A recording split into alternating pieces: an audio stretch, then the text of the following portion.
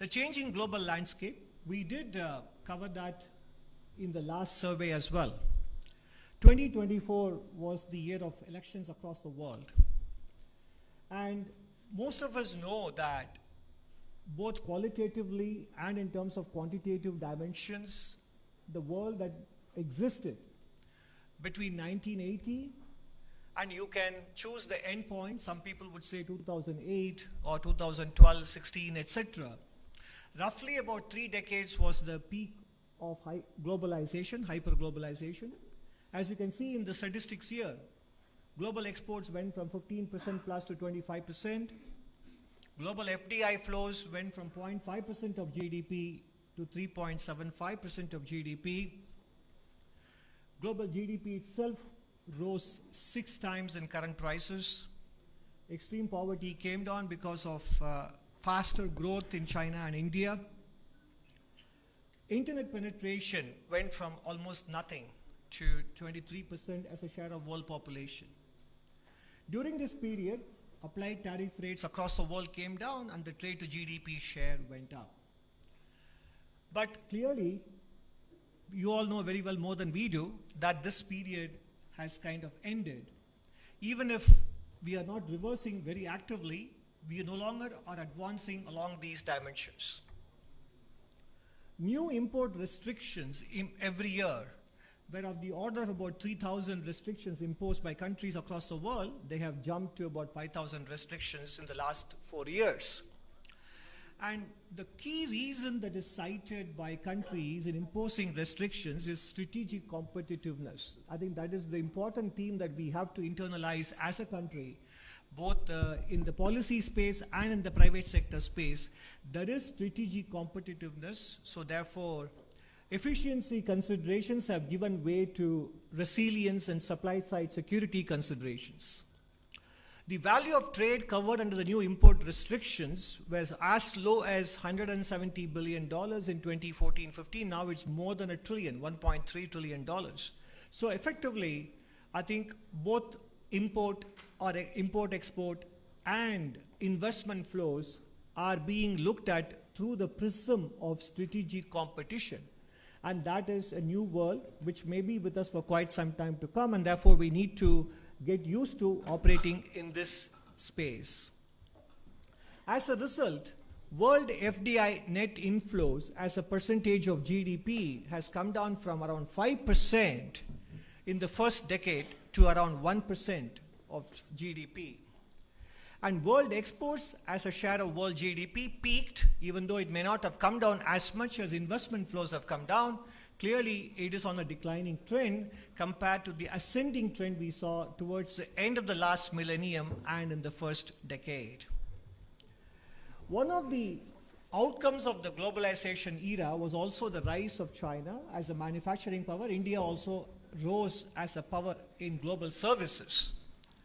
So what has happened in the last 25, 30 years, and it is continuing even now, is in several high-tech, medium-tech areas, the presence of China is pervasive and dominant, and the manufacturing as a share of world gross output, China's share will probably be higher than the combined share of the next 10 countries. It gives them a lot of strategic levers and advantage in several areas, as we will see later in some other dimensions as well. This is an important development along with globalization in the last 40 years.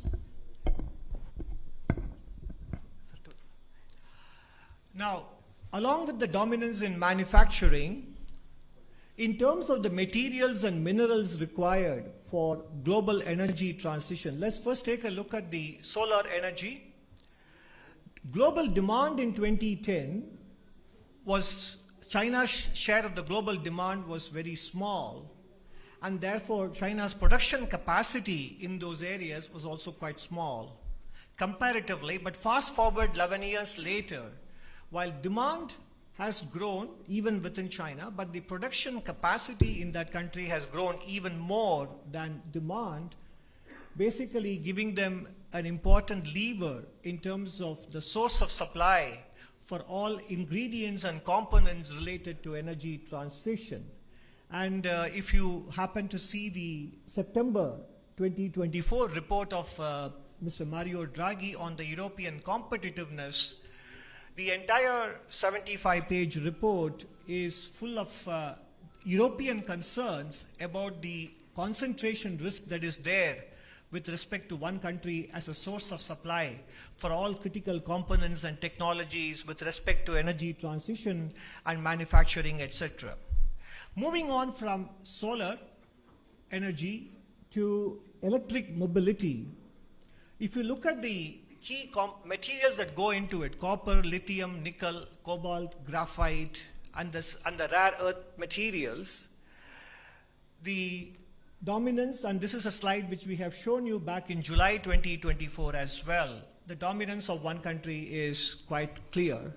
And in different stages of production, even if those materials are not mined in one country, the processing happens in a single country, and therefore, whether it is the cell components or battery cells, in fact, the truth is every single panel, solar panel we install, every single electric vehicle that we produce in this country, naturally the dependence on a single source for supply keeps increasing. So that dependence has to be kept in mind in the pace of transition towards renewable energies and also with respect to electric mobility. So this is the global context, that the era of globalization, faster and larger movement of trade and goods and services and investments is behind us. And there is a huge presence of a single country, a phenomena that we have not seen in a very long time, at least since World War II. So given this, naturally, we have to raise the game for a new playing field. The playing field has changed, and the game has to be rely on domestic drivers of growth. So what are those domestic drivers of growth? That is what is part 2 about. Just to recap, we do have a goal, a legitimate economic and social aspiration to become a developed country by 2047. The last economic survey broke it down into multiple components, generating about 80 lakh jobs per year, increasing our share of manufacturing in GDP, plugging Indian businesses into global value chains, and creating a viable small, medium enterprise sector, which in the German language is called the Mittelstand. Because countries that basically became powerhouses in manufacturing had succeeded in creating a viable small, medium enterprise sector. Therefore, our goal with respect to manufacturing is inextricably tied to the success of being able to raise the share of SME enterprises as well. Therefore, what is the action? The action is we have to raise our game on domestic growth. And how do we do that?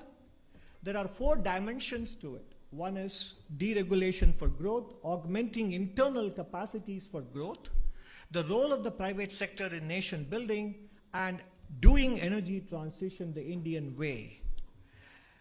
First, we start with the deregulation for growth.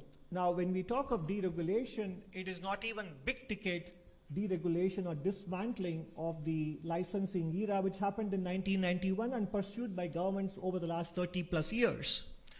We are talking about the nuts and bolts or the plumbing of deregulation, which particularly affect enterprises, be they in services or be they in manufacturing, which affect them in terms of the time and the resource bandwidth that they have. And these are related to local level rules, laws, and regulations. So this is the deregulation exercise, which will probably not be a news story in the front pages, but that kind of deregulation at the local and the state government level have to happen pervasively for us not only to boost MSMEs, to boost manufacturing, but also to lift the potential GDP growth in the country. And this applies in the areas of labor and even in the education sector as well. We'll share with you a few examples. These are the areas where I think the regulations that are there today affect the day-to-day activities of businesses that don't have the kind of bandwidth which large enterprises have. Whether it is in land, building and construction, utilities, logistics, and there are sector-specific deregulation areas, and you can see more of them in Chapter 5 and also across other chapters in the economic survey. In general, we are obviously in the presentation, I can't go into all the issues which are there in the chapter. Just to illustrate, compliance costs make it cheaper to run two 150 worker factory than one 300 worker factory, whereas it should be the other way around. Regulations also disproportionately affect small businesses. If you look at the building restrictions, the setbacks to be allowed on all the 4 sides of a building, the floor area ratio restrictions, parking regulations, etc., take away much of the land available at the ground floor level for businesses. So actually manufacturing can start only from the first floor onwards in many small enterprises, both in urban and rural India, if they fully comply with the letter and spirit of these regulations. Naturally, that raises the fixed cost of doing business, and naturally, it also disincentivizes more hiring. So deregulation is not just about ease of doing business, it is a pathway to employment generation. And naturally, we also know that many states impose a high markup on electricity costs supplied to businesses compared to other non-businesses. And whereas in countries like Vietnam and Bangladesh, particularly in Vietnam, which we look up to, it is the other way around in terms of being our next important competitive country. They have the opposite problem, which is that the cost of electricity supplied to industries is on the lowest side there compared to what we have in India. And by the way, this is not just a theoretical exercise. We have done, and you will see more of it in Chapter 7, we looked at those states which have progressed a lot on business reform action plan, and lo and behold, those states have a much higher level of industrial activity. So there is a positive correlation between BRAP and the level of industrial activity that is there in these states. Moving on from industry to employment-related areas where deregulation can be pursued, in general, we do specify the number of hours workers can work daily and weekly. Every country has it. But the problem is we have restrictions that this shall be adhered to week after week after week, whereas other countries give flexibility to the enterprises to be able to achieve this over a longer period, 3 months or 6 months. Your overall working hours cannot exceed this. But in a given week, there could be more or less work depending on demand surges. So that flexibility is missing. The same thing with respect to Factories Act on overtime working hours as well. The stipulated overtime hours are lower than competing nations, even though the overtime wages are higher in India on paper. The hours that people can be asked to work overtime is limited. And this is something that the workers and the management can negotiate between themselves depending on order flows and so on and so forth. Moving on to higher education in particular, where I think market forces can play a much better role in ensuring quality outcomes. The University Grants Commission specifies minimum credits for various course categories and in what sequence as well. These aspects could be entrusted to the institutions themselves, and the institutions must remain free to remain flexible with their coursework. This will allow them to adapt to changing market demands, and we should basically trust the faculty and students to find solutions to these problems. These are all areas where we don't have to micromanage, and that is something. This is just examples of deregulation we can undertake in industry, employment, and education. Moving on to Part B of domestic drivers of growth, this is to continue to do the work we have been doing in the last 10 years on augmenting internal capacities for growth. And in July 2024, in agriculture, we devoted a lot of time in both Chapter 5 on the medium-term outlook on how agriculture can be freed in terms of empowering farmers to be able to produce the maximum value and raise productivity.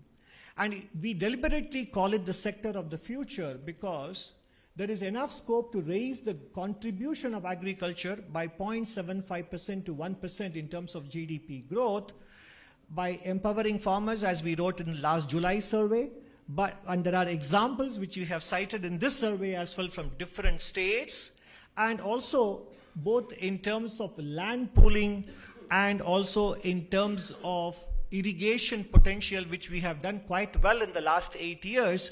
The area under micro irrigation has gone up by 3 times, and that can actually be an important factor.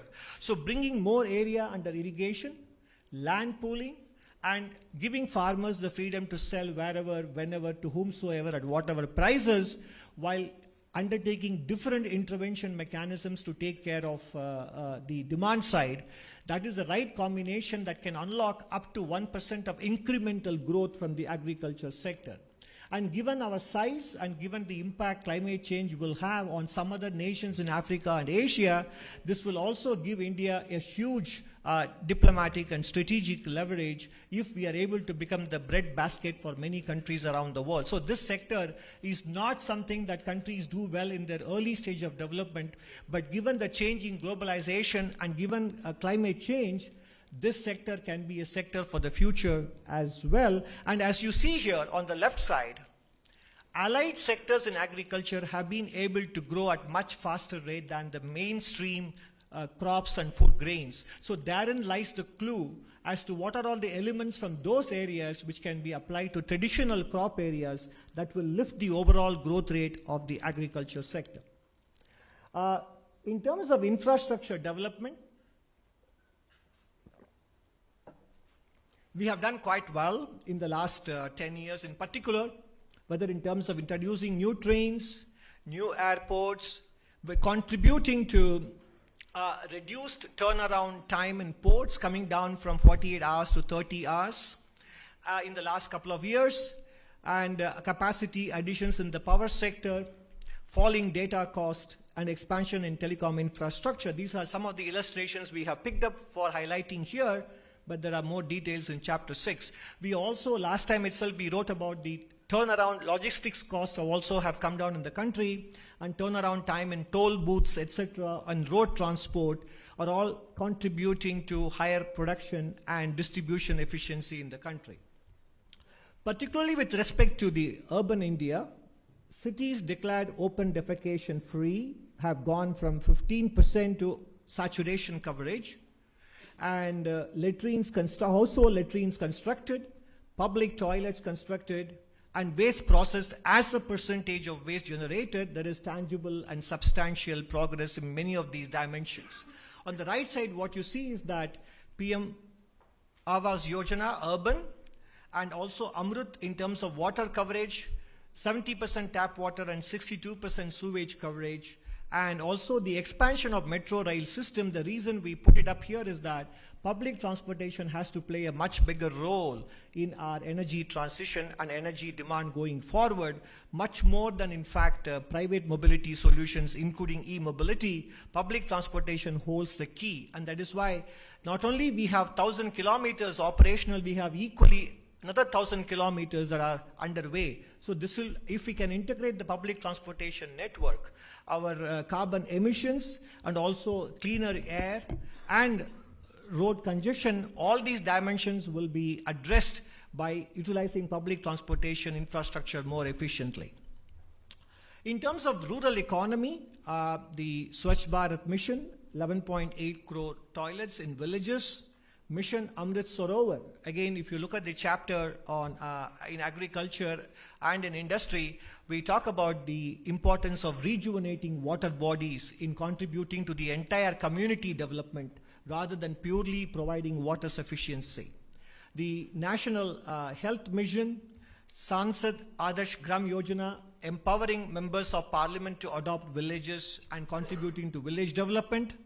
Jal Jeevan Mission, 12.2 crore households provided, and Pradhan Mantri Awas Yojana Grameen, 2.7 crore houses completed. Now, in terms of infrastructure, it is not enough to talk only about the physical infrastructure. We have done quite well with respect to at the general government level, not just the union government. The overall expenditure has gone up from 10.4 lakh crores across the country between center and states to 25.7 lakh crores on social services, primarily health, education, etc. and this is a growth rate of more than this is the multiple of about 2.5 times in the last 7 years. And in terms of the building blocks for better education, the foundational literacy and numeracy, central and state government initiatives are covered. One is the Nipun Bharat initiative, the mission to ensure that every child attains foundational literacy and numeracy by the end of grade 3 by 2026. Some of the specific examples are also covered in the economic survey. Initiatives and interventions in states like Bihar and Gujarat are also given adequate coverage in Chapter 11 of the economic survey. Apart from that, we also highlighted several private sector not-for-profit initiatives in these dimensions, whether with respect to learning or social and emotional learning, which are not typically covered in classroom textbook learning. All the private sector initiatives or not-for-profit initiatives that can be replicated and scaled up, and specific state-level initiatives that are working well, which can also be considered as possible models to be adopted elsewhere. We have covered them in great detail in Chapter 11. The good news is that the proof of the pudding is there in the data. The latest annual State of Education report for 2024, which Pratham brought out a couple of days ago, the proportion of Standard 3 children in government schools who can read up to Standard 2 has gone up from 16.3% to 23.4%. And in middle school, major improvements in basic reading and arithmetic seen in all grades, and the progress at the high school level, more than 75% can do basic digital tasks. And the same report also covers the availability of infrastructure that facilitates learning in the classroom in terms of midday meal being served, drinking water availability, usable toilets, and usable toilets for girls in particular as well. In all these areas, in the last 6 years, there has been noticeable improvement as well. Skilling initiatives found a prominent place in the last budget presented in July. And many of these initiatives, in fact, it looks as if I have to give you a specific glossary for this slide alone in terms of the number of abbreviations that are being used here. CTS stands for Craftsman Training Scheme in Industrial Training Institutes. PMKVY is Pradhan Mantri Kaushal Vikas Yojana, and Jan Shikshan Sansthan is JSS, and NSTI is the National Skill Training Institutes. NAPS stands for National Apprenticeship Promotion Scheme, and NCVET stands for National Council for Vocational Education Training. With this glossary out of the way, now we can look at the statistical landmarks and achievements that we have presented to you here in this slide. So in terms of Craftsman Training Scheme, 1.24 crore people have enrolled, and in the Kaushal Vikas Yojana, 1.57 crore people trained, etc. I will refrain from reading out all the statistics out here, but the important point is the industry partnership that is coming up in the apprenticeship promotion scheme and in the internship scheme as well. I think last economic survey spoke about the need for academic, industry, and government partnership, and this is an example of that in the skilling space as well. Moving on from physical infrastructure, education, and skilling to health, the Affordable Medicine and Immunization Program through the Jan Aushadhi Kendras, over 14,000 are operational. Full immunization coverage is happening. Disruptive technologies, including drone technologies, being deployed to provide medicines in remote areas. And also, if you look at the health identity cards, Ayushman Bharat Health IDs, 72.8 crore IDs have been created, and 26.4 crore vaccine doses monitored and administered, and eSanjeevani is serving more than 30 crore patients as well. I'll move on to the next slide. While physical health is clearly manifestly important, what goes beneath the surface in many cases is the importance of mental health, and the Government of India has been cognizant of the importance of maintaining mental health as well. Many initiatives have been taken. The National Mental Health Program, Tele Manas, which provides consultation over the phone, and there was a Mental Health Care Act leading to the setting up of 47 mental health institutes flowing from the National Mental Health Policy in 2014. And in terms of the Mittelstand, which I spoke about as an important lever or important ingredient of manufacturing, in the PLI schemes for white goods, we have covered a box item on the success of the air conditioners with respect to the PLI. The entire value chain for air conditioners manufacturing in the country is now in place. And particularly with respect to white goods, 43% of the new applicants in the scheme are micro, small and medium enterprises. In terms of payment on time to micro businesses and small businesses, number of invoices financed on trades went up from 4.8 lakhs to 41.2 lakhs in FY24 in the last 4 years. That is a nearly 8 times jump in the number of invoices financed through trades. And the amount financed on trades has also gone up from 11,000 crores to 1.4 lakh crores. And many of you are aware of the Section 43BH, which allows businesses to deduct payments only after they make the payment in the year in which they make the payment to micro, small and medium enterprises, rather than on an accrual basis. And MSME cluster development program has improved productivity by 10 to 15%. And in this regard, the survey also covers many initiatives taken by different states, from Gujarat to Madhya Pradesh to Rajasthan to Tamil Nadu, etc. We cover initiatives taken by several states for the growing MSME businesses and attracting new businesses, which can serve as inspiration for other states as well.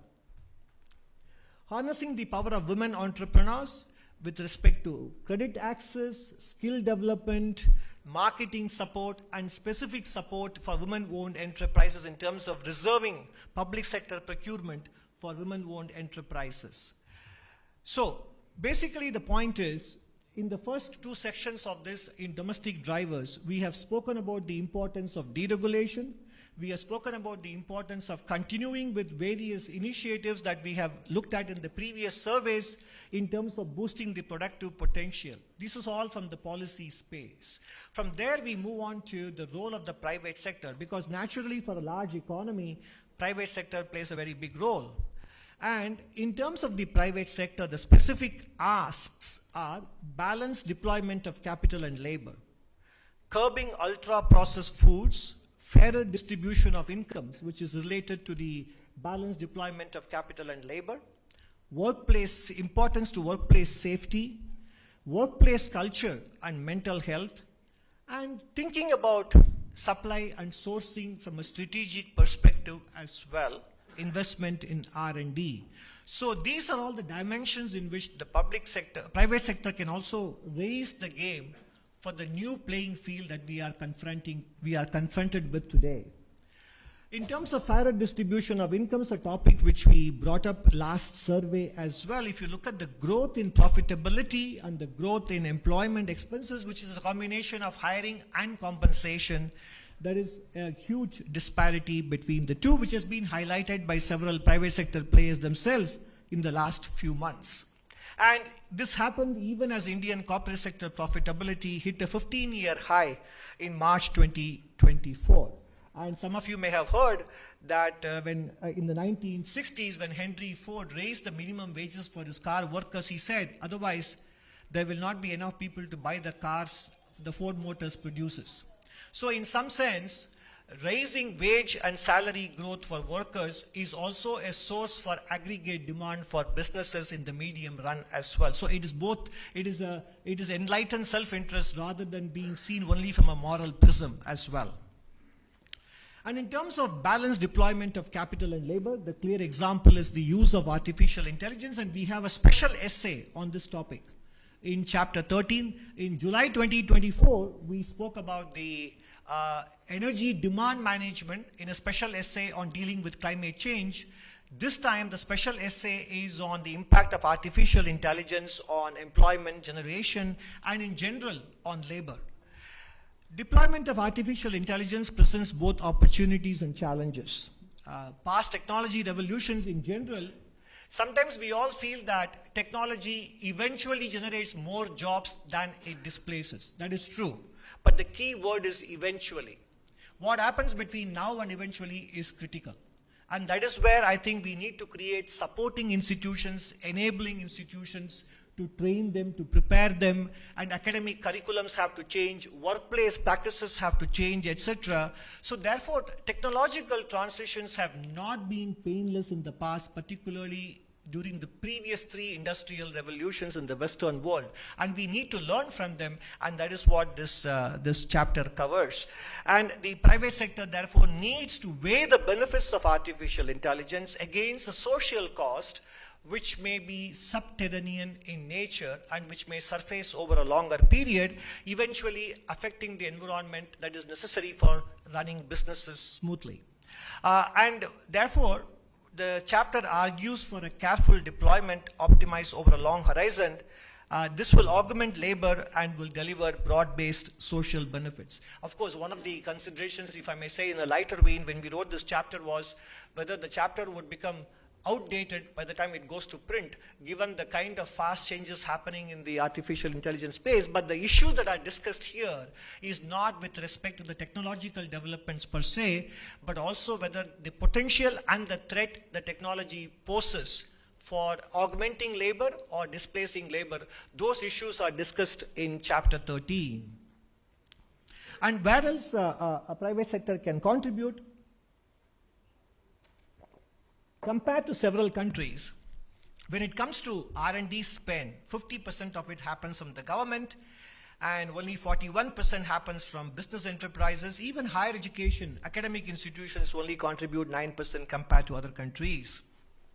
I think this is one area where I think the private sector and people like Mr. Naushad Forbes, etc., have actually written about it. The funding of R&D in India is predominantly from government entities, and it is not for lack of incentives. Specifically, box item 7 in chapter 7 covers the various incentives that the government of India offers in comparison to peer countries, and they are definitely comparable. And R&D in India is primarily driven by business enterprises in many other economies, and whatever R&D happens in the private sector in India is not only low, but is also sectorally concentrated, and that is one area of improvement. Ultra processed foods. It is a 2.5 lakh crore business built on hyper palatability of food items. Misleading advertisements, celebrity endorsements, and missing and obscure labeling on packages targeting consumer behavior. Ultra-processed foods are directly associated with exposure to cancer, respiratory, cardiovascular, and gastrointestinal health outcomes. And poor dietary intake, unfortunately, is also associated with adverse mental health, and most UPF brands target children and adolescents. Therefore, we need to arrive at a quick resolution on the issue pertaining to front-of-the-pack labeling, which has been happening in fits and starts in this country. And this is not just purely about consumer information and fair disclosure. It has got long-term implications for realizing our demographic dividend and productivity of our youth. Because we initiated the coverage of mental health in a big way in the last survey, and we continue that in this survey as well, and you can find more of it in chapter 11. 4 particular variables have a big implication for mental health. Those who rarely use smartphones, those who are close to their friends and relatives, and those who basically have social connect and physical activity and who consume healthy foods, they have a very high mental score. But if your consumption of ultra-processed foods is frequent, and if your family closeness is not much, and nor do you have enough free time for yourself out in the open, and if you rarely exercise, then your mental well-being score is very low. It is not a theoretical construct, it is an empirical finding across the world, including in India. And lower mental health naturally has a direct correlation with the number of working days and overall productivity as well. So in general, workplace culture, private sector's attitude towards ultra-processed foods, prioritizing medium term over short term, all these considerations will eventually determine whether India's wanted demographic dividend actually materializes or not. And I think this is a very important issue. Rather than, apart from skilling and education, etc., this is not widely discussed, and we feel this is an important area where private sector can contribute a lot. Energy transition the Indian way, which is the topic in the chapter on climate change and adaptation. A well-known French economist, Jean Pisani-Ferry, in the context of Europe, wrote that there is an impossible trinity of net zero. That is, policy cannot be at the same time fiscally sustainable and the economy is competitive without giving up on net zero ambitions. And that is what we call it, the impossible trinity of net zero. On the right side, between fiscal sustainability, net zero goals, and competitiveness of the economy at any given point in time, only two are possible. If you want to pursue net zero and be competitive also in the global economic space, then there has to be a lot of subsidization that has to happen. If you want to be fiscally sustainable, on the other hand, and also be economically competitive, Europe is realizing that net zero goals will become that much more challenging to pursue. Again, the Mario Draghi report on competitiveness has a lot to say on this with respect to Europe, and it applies to developing countries like ours as well. At the same time, if you want to pursue net zero, at the same time be fiscally prudent, then competitiveness will take a big hit as well, because energy costs will go up significantly, as has happened in Europe between pre-COVID and post-COVID. So the net result is that the trade-offs in climate mitigation is such that these days countries are realizing that we need to spend a lot of effort and resources on adaptation. The theme of the chapter on climate this time is how do we maximize our adaptation efforts, adaptation funding, as opposed to focusing on emission mitigation. India's energy transition, therefore, needs to have a multifaceted approach. It cannot be only about renewable energy, and renewable should be expanded to include transition fuels like natural gas, and also, more importantly, nuclear power as well. And coal will continue to remain the mainstay, even as we are making far better progress than many other countries on nationally determined contributions. In fact, India's use of coal has not come in the way of India making much better progress on NDCs compared to Western nations. These considerations are discussed in great detail in the chapter on climate, and also in chapter 5 as well. In terms of financing, much of the flows today are concentrated on emission mitigation, but critically important given the fact that the greenhouse gases already in the atmosphere will anyway cause global warming and damage to countries' environment. Countries need to generate more adaptation financing. In fact, Nobel laureate Thomas Schelling very clearly said, if per capita income growth in the next 40 years compares with the 40 years just before that, vulnerability to climate change should diminish and the resources available for adaptation should be greater. I say this not to minimize concern about climate change, but to anticipate whether developing countries should make sacrifices in their development to minimize the emission of gases that may change the climate to their disadvantage. Their best defense against climate change may be their own continued development. Basically, the point is, economic growth and development generates the resources to be able to deal with energy transition and climate change, and therefore, if you have to continue to grow while making energy transition, prioritization should be on adaptation. And apart from the strategic considerations I mentioned earlier in terms of ensuring that we are not affected by the single source concentration risk that many countries, including India, are exposed to. And as we wrote in the last economic survey in chapter 13, the power of collective action, small changes, big impact, has to be also kept in mind. The lifestyle for environment movement, small individual actions, impact of lifestyle changes. A 13% change in global population behavior can reduce carbon emissions. For example, having the thermostat at 26 degrees or 27 degrees and having a small fan circulation will keep the room cool than keeping the thermostat at 20 degrees in summer, for example. Food waste reduction. Finishing food on a plate can save 90 kilograms of food waste per person annually, cutting down carbon emission and food loss.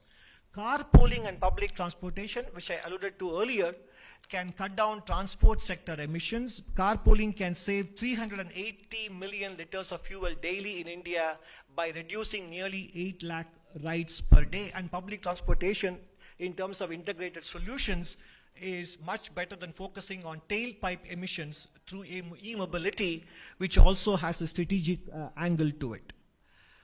Recycling power. Recycling 1 ton of newspaper can prevent 25,000 liters of water wastage, contributing to more efficient resource use. Finally, we come to the state of the economy, which is the current. The economy grew 6% in the first half, and second half it is poised to do better.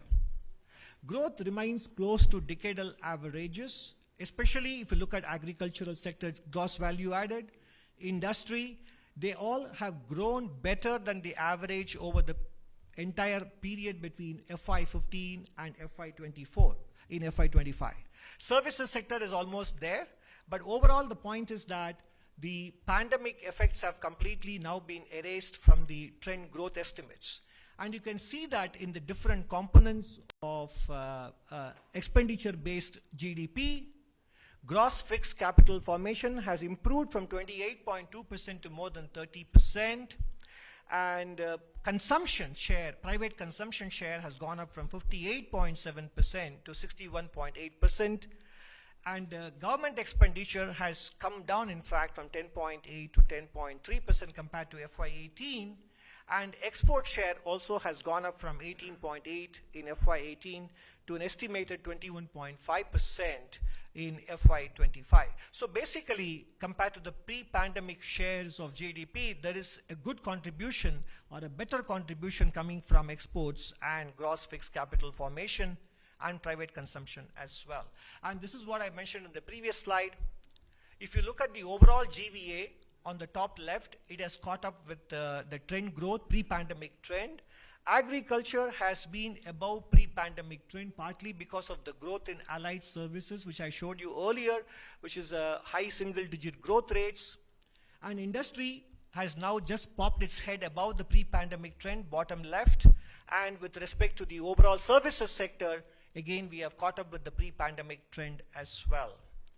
Inflationary pressures have come down, barring a few items. If you look at the left side, you see the core inflation, core food, consumer food price index, overall core inflation, and the CPI inflation. Core inflation is below 4%, overall inflation is 5.2%, and the food price inflation index is close to about 8%. But if you remove specific items, then you can see that overall inflation trends are very subdued, and that is what the right side chart confirms for us. Headline inflation is 5%, but excluding tomatoes, onions, and potatoes is about 4%.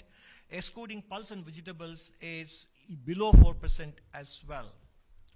In terms of export growth, while the headline numbers in merchandise exports may appear subdued, if you strip out petroleum and gems and jewelry, the growth is close to 10% between FY24 and FY25 in the first 8 months of the current financial year. And services sector in general have continued to grow in terms of the surpluses, and in the first half of the first 9 months of April to December 2023 and 2024, there has been a bigger surplus on the services trade as well. Naturally, all of this resulting in a balance of payments which is very comfortable. Around 1% of GDP is the current account deficit. And therefore, financing this current account deficit has been not a problem despite successful and profitable exits by many businesses in the last 2 years. Even as the gross inflows are improving, the repatriations on account of profitable exits or transfer of ownership from direct to portfolio investors hasn't posed a problem for the current account because of the subdued oil prices, strong private transfers, and good export performance in the services sector, contributing to a current account deficit which is just around 1% of GDP. The growth outlook for FY26, we projected 6.5% to 7% for FY25, and this time we are projecting a growth outlook between 6.3 and 6.8% for FY26, which is in line with the projections made by many international organizations as well. The risk factor, of course, again, not only because of the changes in the global playing field, global stock markets also have become lately volatile, as we witnessed earlier this week. And we have an interesting box item in chapter 2 looking at the correlation between S&P 500 and the Nifty indices. Whenever in the last 24 years, since the millennium began, whenever the S&P 500 corrected, what was the impact on Indian stocks and vice versa. So that is a factor that we need to keep in mind, because the massive growth in retail participation in the Indian stock market is definitely a good thing. But also, when the market corrects, it could have implications for spending intentions, and sentiment effect, etc. could be significant. And that is one risk we have kept in mind when we came up with the outlook between 6.3 and 6.8% for the real GDP growth. And as we always say, we will be very happy to be proven to be wrong and conservative if the final outcome turns out to be better than 6.8 as well. So to sum up, how do we raise our game for a new playing field when globalization is no longer going to provide the tailwind in terms of export growth and foreign investment growth? We need to deregulate to make it easier for small and medium enterprises to grow. Deregulation is about removing the fear of growth in micro, medium, and small enterprises. And this is about the plumbing and the nuts and bolts of deregulation, which are primarily there in the state and local government space. We have to continue to augment internal capacities for growth. Particularly, agriculture sector has a potential to contribute up to 1% to GDP growth. Private sector can do its part in terms of lifting the spending on R&D, in terms of striking a better balance between capital and labor share in their businesses, in terms of marketing of ultra-processed foods, and taking mental health seriously as well. With respect to energy transition, considerations of financing, considerations of supply chain concentration risk, etc. means that we need to focus on public transportation and adaptation as an important strategy rather than emission mitigation, in relatively speaking. Business as usual across all sectors, academia, private sector, governments, etc., business as usual carries the risk of growth stagnation. Thank you very much.